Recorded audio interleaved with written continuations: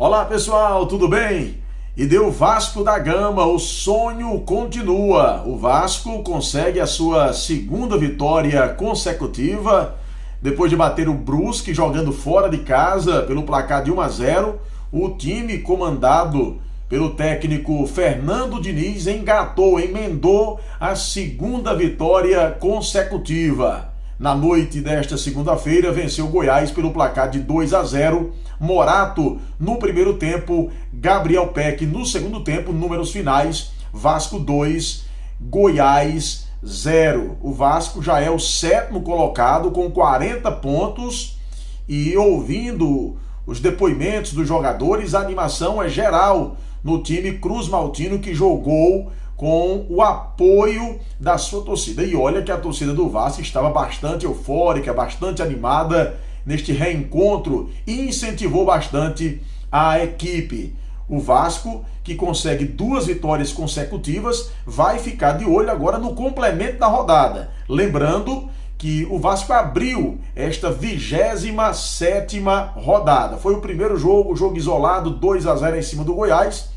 Nesta terça e no decorrer da semana teremos o complemento. O Vasco vai ficar de olho basicamente ali na partida entre Náutico e CRB. Por quê? Porque o CRB é a quarta equipe que está ali se classificando. Tem 44 pontos, ou seja, o Vasco está a 4 pontos de entrar na zona de classificação. E o CRB, que perdeu em casa para o Avaí, vai enfrentar o time do Náutico. Jogo difícil nos aflitos. O Náutico, que teve de volta o técnico Hélio dos Anjos. Engraçado isso no Brasil. Hélio dos Anjos saiu outro dia do time do Náutico. Entrou Marcelo Chamusca. Saiu o Chamusca e voltou quem?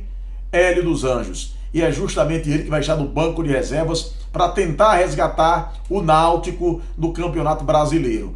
E o CRB, que o Vasco vai ficar de olho, porque justamente é o CRB, o quarto time a estar se classificando. Temos aí a classificação, primeiro lugar, o time do Coritiba, segundo o Botafogo com 47 pontos, em terceiro o Goiás com 45, o Goiás com 2 derrotas consecutivas, perdeu o clássico para o Vila Nova em casa e agora perdeu para o Vasco, está ficando ali estagnado o time esmeraldino, e embora esteja na zona de classificação com a pontuação até certo ponto razoável, mas está entrando naquele momento de queda, no momento difícil do campeonato, que é justamente de você tentar cada vez mais pontuar. E o Goiás vem de 2 derrotas. E o CRB, que perdeu em casa para o Avaí, é esse jogo que o Vasco vai ficar mais de olho, que é para justamente tentar ver se o Náutico para um pouco, dá um break aí no time do CRB. O próximo jogo do Vasco será dia 3 de outubro, 6h15 da noite, 18h15,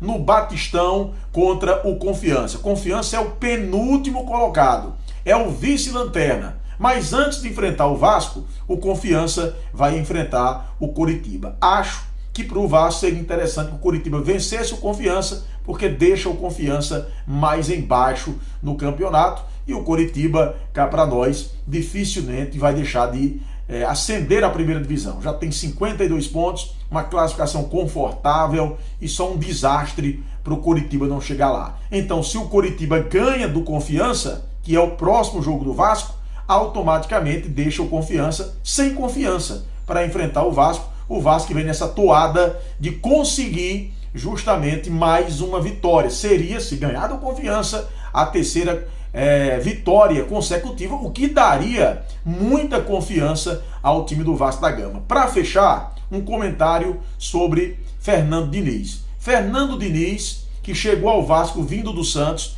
com muita desconfiança. Essa é que é a grande verdade. Muita gente agora diz, eu acreditava. Quando o treinador começa a engrenar, sempre vem esse tipo de comentário.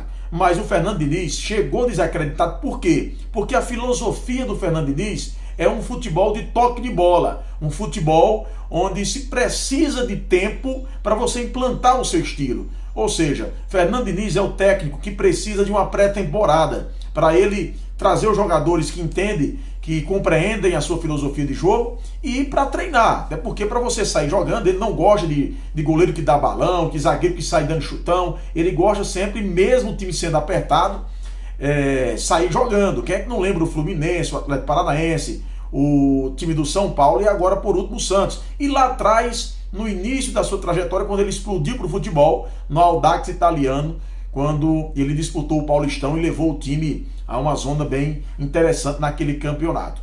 E para esse estilo de jogo precisa de tempo. Porém, ele chegou no meio do caminho no time do Vasco sem tempo para fazer esse trabalho.